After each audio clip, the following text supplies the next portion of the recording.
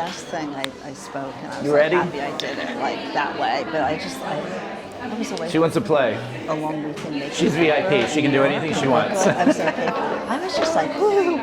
I was just, no, it's just. So welcome to like, Chestnut Hill, Gravers Lane Gallery. very If you're new to the stimulating. gallery, we started in 2009. I took over as director in 2012, and I just stepped down. Chloe Lepochon is in Hong Kong this week, so she's not here to greet you. But from Chloe and the entire staff, Kate is the assistant director now. We have Joseph, who's retired and working back here. Obviously not. And we have Mia and Tilly on the camera over here. So if you have any questions, there's the staff that's working tonight. I see some wonderful faces from past shows here. I'm going to start with the show in the side room, Barbara Straussberg and Lisa Lisa Belsky.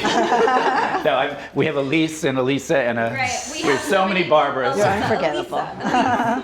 So Barbara Straussberg is a painter that went to the Pennsylvania Academy of Fine Arts, and she also has a degree in art history from University of Pennsylvania, started in Northwestern. I've known Barbara for a bit of time now. She kind of started with me at the gallery. This is her second show with us. She had a solo show 2 years ago, 3 years ago? Three. Paper reveal. 22. What was it called? Paper reveal? Paper revealed. Yeah. Yes. So Barbara is, she's a trained painter, but she's really been heavily influenced in working with printmaking and different types of printmaking and paper. And she started doing some workshops working in a Korean technique called jumchi, which is an ancient technique of paper making that is a really strong, it's a very physical process to make this paper. And it's very much influenced her paintings, I think, in recent years. So within the show, you'll see both things going on at the same time, but they become very harmonious. So we're thrilled to have Barbara back. Thank and you. then Lisa is new for me as an artist here. Me personally to meet her, and I've really quite enjoyed learning about her process. She also is someone very connected to material. Her degree is from you went to Ohio State for your MFA and Tyler School of Art. She's a Buckeye. So the combination of their work is really nice. Lisa's been experimenting with how to manipulate one material into another.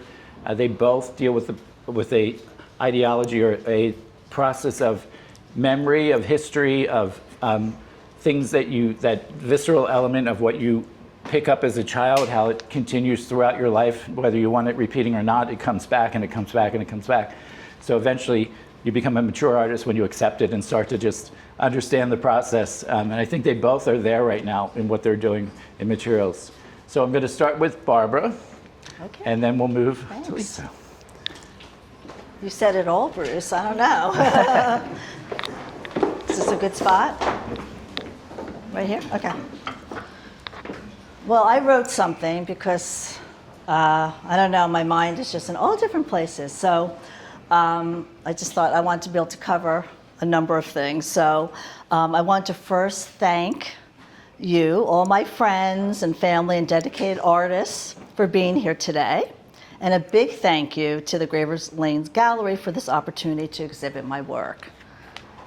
I think Ryan, I don't know if Ryan's here, did a beautiful job installing the artwork, so thank you. So about 10 years ago, Bruce was trying to remember, Bruce accepted just 6 of my small works on paper. And since then, the gallery, our friendship, and my art have grown together. Chloe, who unfortunately is not here, and Kate curated the show and invited Lisa and me to participate in the planning and mounting of the exhibit, which I thoroughly enjoyed. So thank you so much. When I read Lisa's statement, I was amazed at the parallels between our work. If I can say so, we relish our materials and how they can be transformed and manipulated with both intention and chance to create something new. And we draw from our family histories, both affected and moved by the loss of our mothers during the pandemic in 2020. Lisa, who learned how to crochet from the women in her family, which helped form the basis of her sculptures, while I sourced antique photographs from my family archives, just found photographs, printed the images using different fine art printing techniques, and embedded them in the paperworks and paintings. One question that has surfaced in connection to my work, and this exhibit in particular, in fact tonight as I was talking to people, is how and why do I work across different mediums? How do I think as an artist, develop a body of work, and why does material and process matter? Of course, I probably can't answer all of these questions now, but I will certainly try. First and foremost, as Bruce pointed out, I see myself as an abstract painter. I take a painterly approach to all mediums, loose and gestural, with airy layers of color. I start with a drawn line or mark based on how I experience nature, building the surface with veils of color and peeling away the layers to reveal hidden passages and images underneath. I work in an intuitive and experimental manner, which I believe allows an open-minded approach to making art. I place a great deal of importance on an artist's understanding of craft and material, and an art practice that is grounded in technique and self-discipline. At the same time, I feel an artist should be willing to take chances and feel free to play with their materials, do whatever feels right. I believe that a playful spirit can make you a better artist as well. This playfulness in art started with me as a child. I loved to weave, crochet, and experiment with fibers, make prints, paint, draw, and do collage.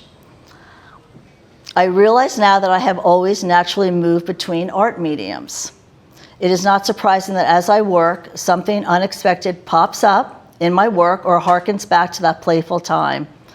Sitting in my 1970s bright green shag rug with my friend Betsy weaving on our handmade looms. As I work as an artist today, I can think of an example of this open-mindedness during a recent printmaking residency. I found in my studio a small circular textured plate, which is called a collograph, which I made years ago. This led me to the use of the circular plate in my work, and then unexpectedly it morphed into making a variety of new textural printmaking plates. I then began to think about the symbolism of the circle and how it relates to the cycle of life, continuity, nature, loss, and circling back to my childhood. So essentially, I did not set out to introduce a circle into my work, but it happened organically.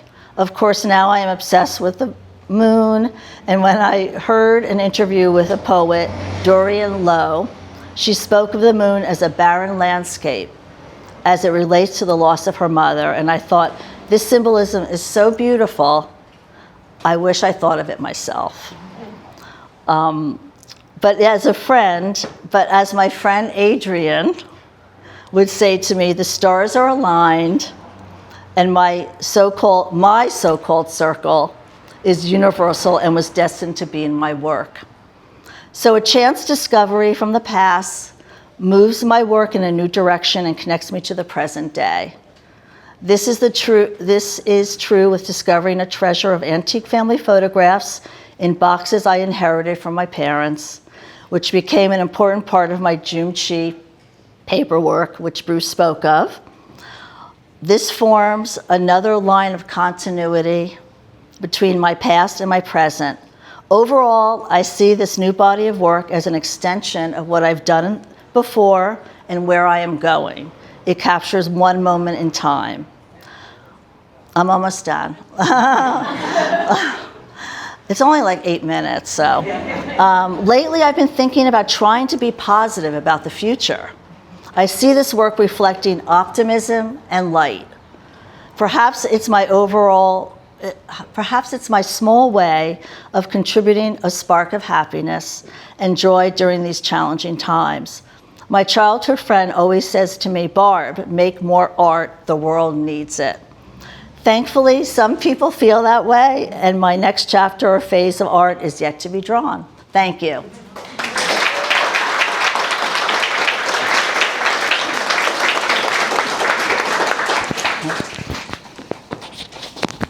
Okay. Here we go. All right, should I be all the way up here or on a step? Maybe on a step. We'll be on a step. I'll hold it. So, hi everyone. Thank you all for being here. I did not prepare anything, so I'm going to wing it. But I do want to thank everyone for being here again, and for Gravers Lane Gallery for inviting me to be in this show. The conversation that Barbara and I had in the beginning when we were getting to know each other, it kind of let us know that there was this common thread that, well, there were several things that were running together through the work. And originally I wasn't going to really talk much about loss as a part of it, but it was an invitation to, put it in as part of the context of the work. And so for me, this body of work was very much about pushing limits and pushing boundaries, and trying to take a process that I've been working with for a very long time to really see how far it can go in terms of scale, form, openness of weave, very much rooted in process. And the process is rooted in history and connection, in particular to my mother. I learned how to knit when I was 6, knit and crochet when I was 6. So it was something that she and I, it was something that connected us very much. And it's been something that I do all the time. Anyone who knows me knows I'm not good at just sitting still. So if I'm home, if I'm sitting on the couch, if I'm knitting, I'm doing something with my hands. And I'm not good at making garments, but I love taking parts of those garments and bringing it into a new life. So you'll see sometimes I'll do, a little bit of a sleeve or some snippet of something recognizable as my way to carry that through into the work. So when I was invited to be part of this show, one of the things that came up in conversation was, are you able to make larger pieces?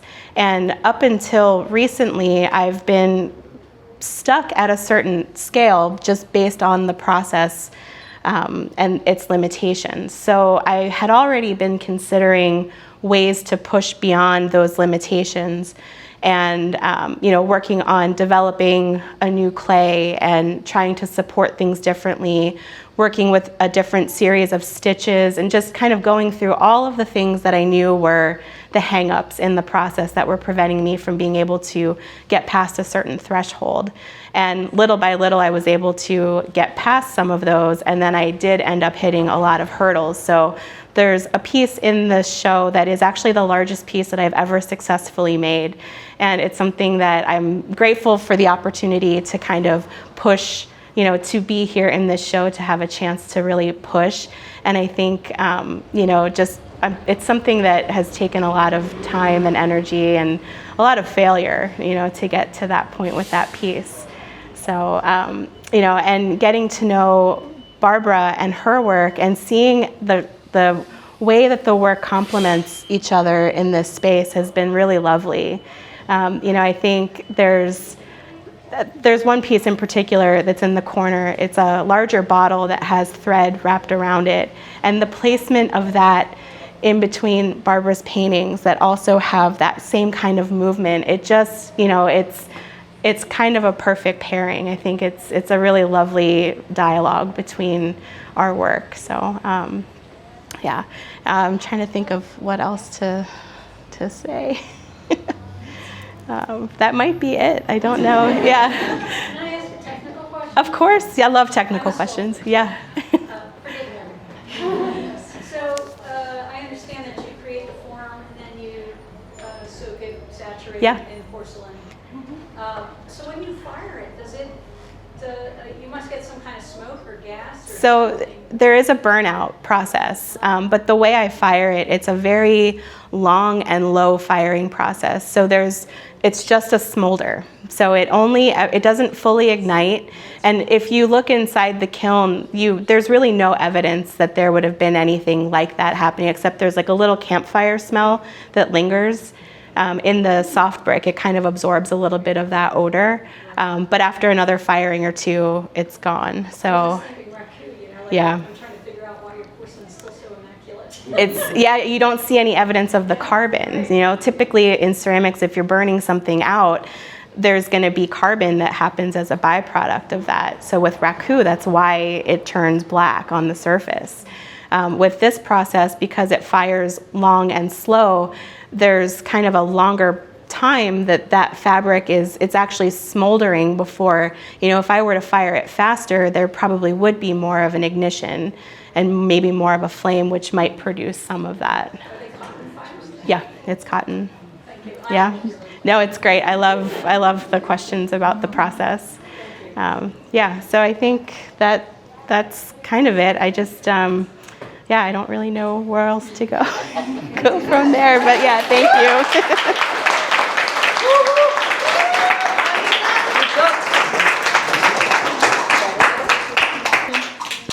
They're connected now.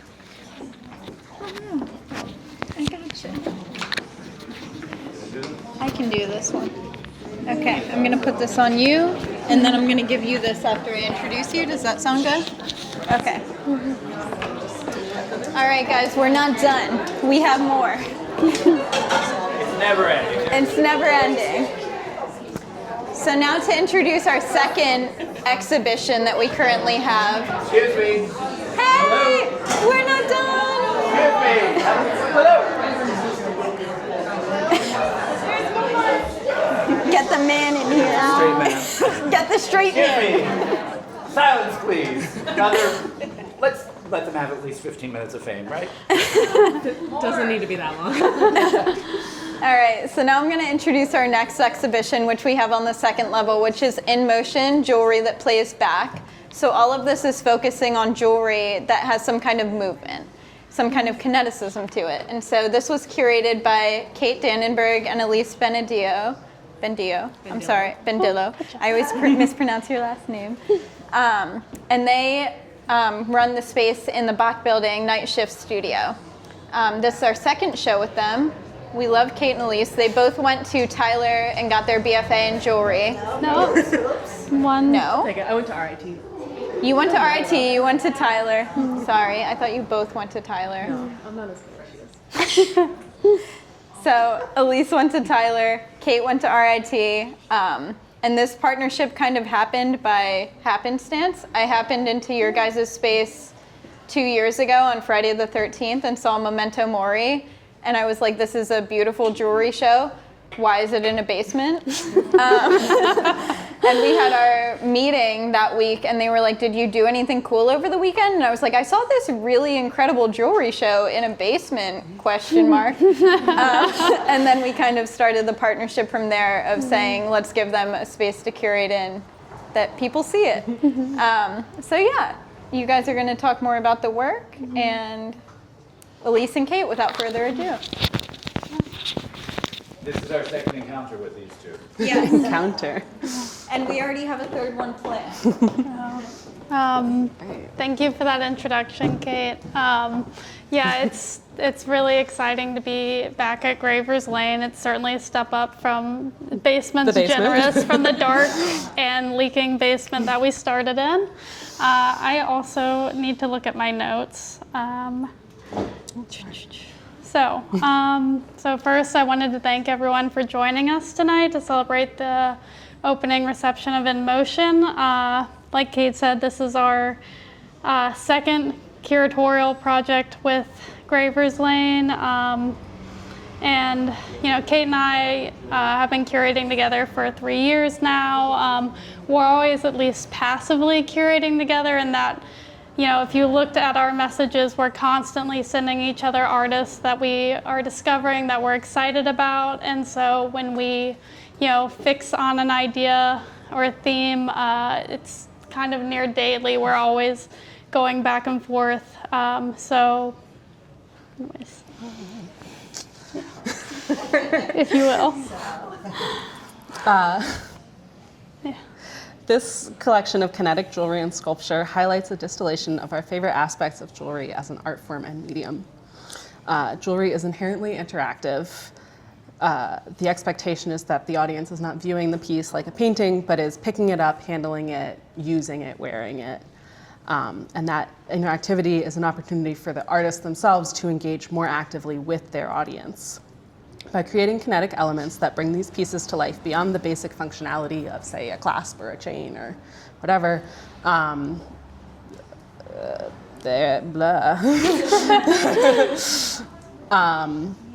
sorry.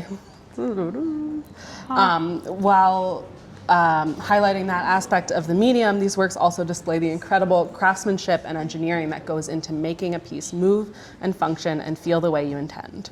There's lots of painstaking work behind the gears and hinges and rivets and cranks that you see on display here. It's been really wonderful working with Gravers Lane these past few years and to have the opportunity to highlight some of the sculptural work that metalsmiths are making in our field. We actually have 2 of our artists here with us tonight who both made sculptural pieces for the show. And just to highlight the breadth of work in the metalsmithing field beyond the jewelry that has a wider audience and accessibility.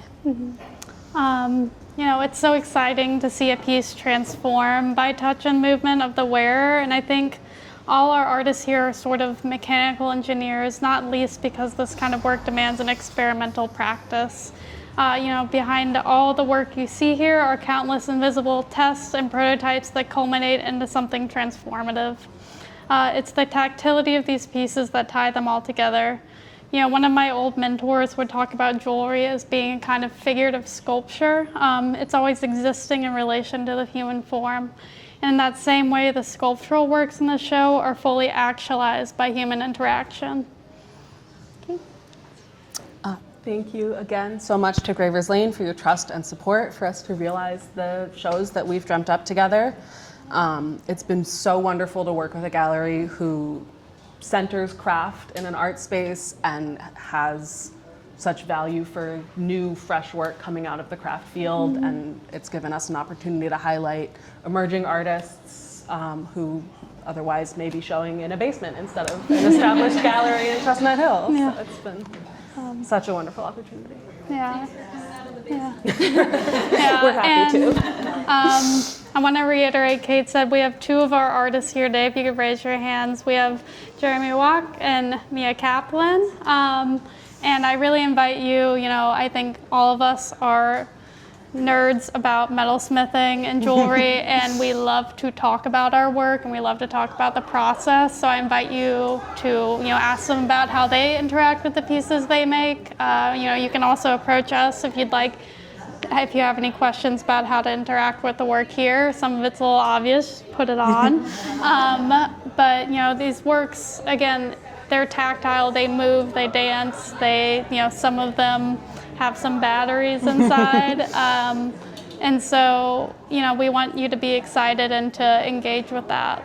So if you need any help, we're here all night. So, all right, thank you. Thank you all.